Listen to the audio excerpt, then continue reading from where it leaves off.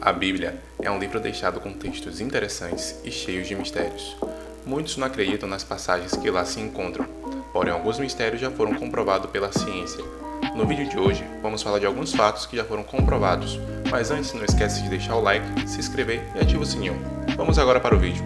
E a quinta posição do vídeo de hoje fica com a Cidadela da Primavera. Na Bíblia está descrita no livro de 2 Samuel, capítulo 5, versículo 7, que diz: Porém Davi tomou a fortaleza de Sião, esta é a cidade de Davi. E também está descrita no livro de 1 Reis, capítulo 1, versículo 32 ao 34.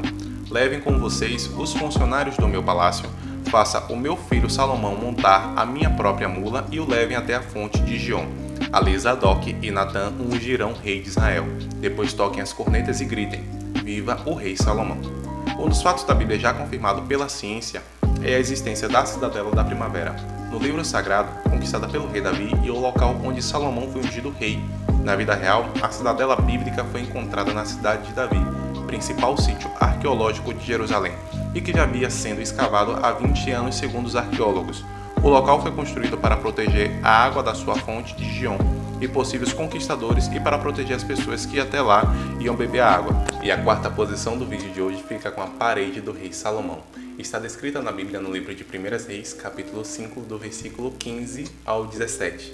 No versículo 15 diz: Tinha também Salomão 70.000 que levavam as cargas e 80.000 que talhavam pedras nas montanhas. No versículo 16 diz: E 3.300 capatazes que supervisionavam o trabalho e comandavam os operários. E no versículo 17 diz: Por ordem do rei, retiravam da pedreira grandes blocos de pedras de ótima qualidade para servirem de alicerces de pedras lavradas para o templo. A parede do rei Salomão fala sobre uma muralha construída por ordem do rei Salomão. Em Jerusalém, esse é um dos fatos da Bíblia que se confirmaram verdadeiros pela ciência. A descoberta aconteceu em 2010, quando uma parte dessa gigantesca construção foi encontrada durante as escavações conduzidas pela Universidade Hebraica de Jerusalém.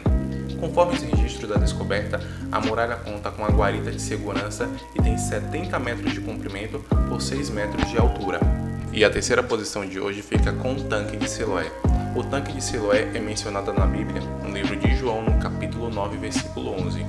Ele respondeu e disse: O homem chamado Jesus fez lodo e untou-me os olhos e disse-me: Vai ao tanque de Siloé e lava-te. Então fui e lavei-me e vi.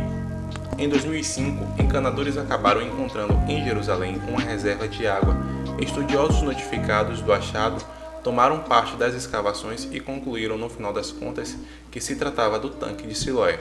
Até alguns anos atrás, a ciência não acreditava que esse poderia ser um lugar real, apenas mais um simbolismo bíblico. Mas o reservatório de Siloé estava exatamente no local descrito por João. E a nossa segunda posição fica com a pedra de Pôncio Pilatos. Para quem não sabe, Pôncio Pilatos foi um governador romano da província da Judéia, que condenou Jesus à morte por insistência dos sacerdotes judeus. E para quem pensa que muitos personagens, assim como fatos da Bíblia, são apenas invenções ou simbolismo usados pelos apóstolos de Jesus, fique sabendo que esse é um grande engano. Em 1961, por exemplo, arqueólogos descobriram a primeira evidência física de que o personagem Pôncio Pilatos existiu no passado. Uma pedra que ficou conhecida depois como a Pedra de Pôncio Pilatos foi encontrada durante as escavações de um teatro construído por Herodes, em Cesareia, Israel. Conforme os estudiosos, as inscrições da pedra diziam: Pôncio Pilatos, prefeito da Judéia, a dedica. E a primeira posição fica com a Arca de Noé. Está mencionada na Bíblia no livro de Gênesis, no capítulo 6, versículo 14 ao 16. No versículo 14 diz: Você, porém, fará uma arca de madeira de cipreste, divida em compartimentos e revista de piche por dentro e por fora. No versículo 16 diz: Façam com 135 metros de comprimento, 22 metros e meio de largura e 13 metros e meio de altura. E no versículo 16 diz: Faça-lhe um teto com um vão de 45 centímetros entre o teto e o corpo da arca. Coloque uma porta lateral na arca e faça um andar superior, um médio e um inferior. Esse talvez seja um dos fatos da Bíblia mais chocantes a serem confirmados pela ciência até agora. Bom, não foi exatamente a existência da arca que eles encontraram, mas cientistas conseguiram provar a viabilidade física de a arca ter existido e conseguido flutuar por águas turbulentas enquanto carregava um par de animais de cada espécie do planeta.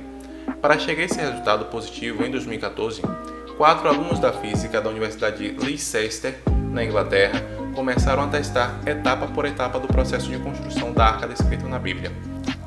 Para isso, eles começaram convertendo os cubitos, uma unidade de medida usada no livro sagrado, em centímetros. Logo de cara, eles conseguiram dimensionar a Arca de Noé, que teria 145 metros de comprimento, 24 metros de largura e 14 metros de altura. Além disso, o manual de instruções de Noé dizia para usar a madeira de gopher, cuja densidade é parecida com a madeira de cipreste, utilizada pelos estudantes para os cálculos.